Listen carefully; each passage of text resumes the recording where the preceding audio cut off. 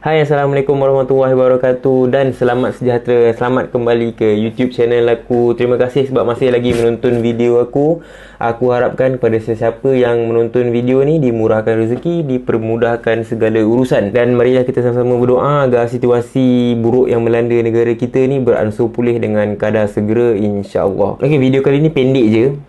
Mungkin aku akan bagi pandangan aku lah kenapa engkau tak boleh jogging semasa waktu Perintah Kawalan Pergerakan ni. Jadi beberapa hari lepas aku ada baca satu artikel dekat Malaysia Kini. Dalam artikel tu dia macam menuntut kebebasan untuk berrekreasi, beriadah panjang tempoh Perintah Kawalan Pergerakan ni. Dan sebelum ni pun masih awal-awal Perintah Kawalan Pergerakan ni pun kita ada dengar seorang doktor dekat Penang ditahan oleh pihak berkuasa sebab dia berjogging kan. Tapi itu aku rasa hari pertama untuk PKP, jadi okey lah kot. The whole video ni akan cerita pasal pandangan aku. Mungkin pandangan aku salah, atau mungkin aku tak peduli pun kalau pandangan aku salah. Just a brief moment aku nak bagi kau rasa macam mana pemikiran orang yang macam aku yang suka bersukan ni, tapi dalam masa yang sama masih bersetuju dengan galakan kerajaan untuk tidak melakukan apa-apa aktiviti riadah dalam musim PKP ni. Jadi pada pandangan aku ada dua sebab kenapa kau tak boleh jogging semasa Perintah Kawalan Pergerakan ni. Sebab yang pertama adalah kau tak boleh jadi orang yang terlalu pentingkan diri sangat. Sebab setiap orang yang kat Malaysia sekarang ni menghadapi masalah yang berbeza. Semua orang hadap masalah yang berbeza. Ada orang yang tak dapat nak berniaga semasa PKP ni,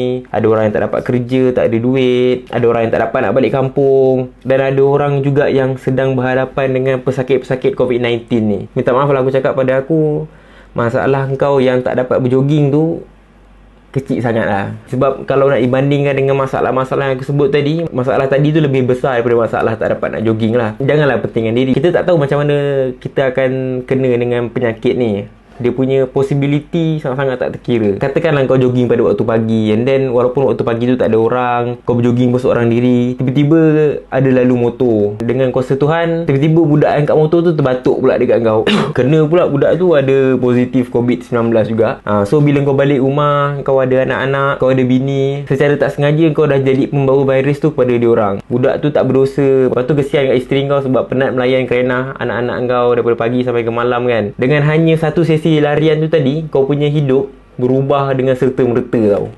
Jadi sebab yang kedua kenapa kau tidak dibenarkan untuk berjogging semasa Perintah Kawalan Pergerakan ni pada aku adalah kita tak boleh nak ada undang-undang yang berpihak kepada satu-satu golongan lebih-lebih lagi dalam keadaan macam ni. Contohlah dekat sini kan, kalau kau pergi keluar berjogging sebab kau memang minat berjogging, kau suka berjogging, and then tiba-tiba ada orang yang minat berbasikal ni tengok kau, and dia rasa macam, oh tak apa kot kalau aku berbasikal sebab orang tu pun boleh berjogging. Lepas tu orang yang minat berbasikal ni pula akan berbasikal. Bila golongan-golongan ni keluar, lepas tu orang yang boring duduk kat rumah ni nampak kau berjogging dan berbasikal, dia orang akan fikir aktiviti riadah tu okey tau. Tiba-tiba besok pula dia pergi pula Port Dickson. Nampak tak dekat situ, hanya dengan satu aktiviti ni sahaja yang tak memberi kesan besar ni boleh menghasilkan ripple effect dalam masyarakat. Dia samalah lebih kurang macam undang-undang yang ada implement dekat supermarket sekarang. Semua orang kalau nak datang supermarket kena pakai mask kan. Sedangkan kita pun tahu kalau kau tak sakit tak perlu pakai mask. Tapi kenapa dia buat macam tu? Dia tak nak bila orang yang sakit ni datang supermarket tu nampak ada orang tak pakai mask, dia pun rasa macam okey kalau dia tak pakai mask. Sekurang-kurangnya kalau orang yang sakit dan orang yang sihat ni masuk supermarket dengan memakai mask, dia dah memberi psychological message pada customer dia untuk rasa lebih selamat. Dekat situ dia dah secure satu step penularan wabak ni tadi. Lebih mudah untuk implement orang semua pakai mask berbanding nak cakap okey yang sakit pakai mask, yang tak sakit tak payah pakai mask. Sebab itulah arahan kerajaan ni beritahu dekat engkau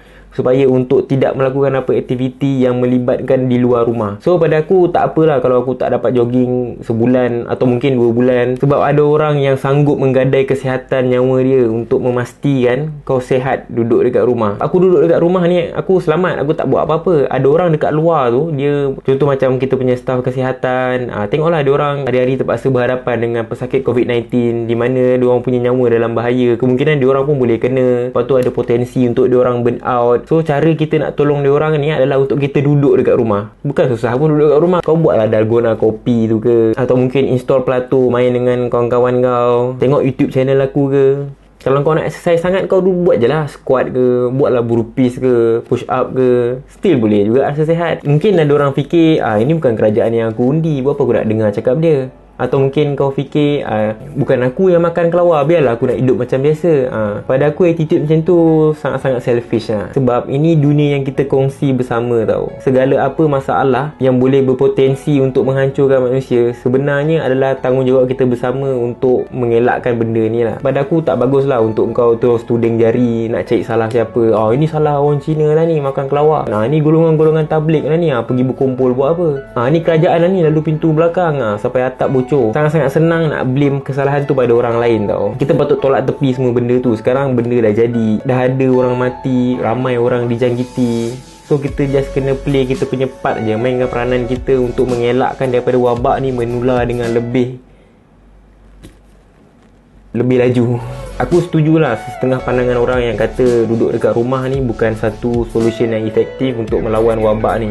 Tapi aku juga setuju duduk dekat rumah ni adalah langkah terbaik yang kita boleh buat sekarang. Kita tak ada penawar, kita tak ada vaksin, tak ada apa yang kita boleh buat sekarang. Kurangkan jangkitan orang yang terkena wabak ni. Sebab peperangan dengan wabak ni adalah peperangan manusia dengan masa tau. Dalam masa kita nak cari ubat tu, kita nak mengurangkan damage, kita nak mengurangkan daripada orang yang terkena wabak ni tadi. So pada sesiapa yang nak berjoging, yang rasa tak tahan sangat nak berjoging, nak berlari tu, tunggulah sampai semua benda ni settle. Kita dah dapat memutuskan rantaian wabak ni. Kalau hari ni contoh announce wabak tu dah dihenti kan, besok kalau kau nak jogging sampai liang lahat pun tak ada siapa nak halang kau. Tapi buat masa sekarang ni tolonglah sabar, bagi kerjasama pada pihak berkuasa, anggota polis kita, anggota tentera kita, bagi kerjasama pada budak GrabFood tu. Kesian orang penat, burn out. Jadi itu saja untuk video kali ni. Adakah kau setuju dengan aku atau mungkin kau tak setuju? Kalau kau setuju kau tekan like, tak setuju kau tekan dislike. Kalau kau ada apa-apa komen, kau boleh tuliskan kat ruangan komen. So kita berjumpa untuk video yang akan datang. Terima kasih sebab sudi menonton. Bye bye.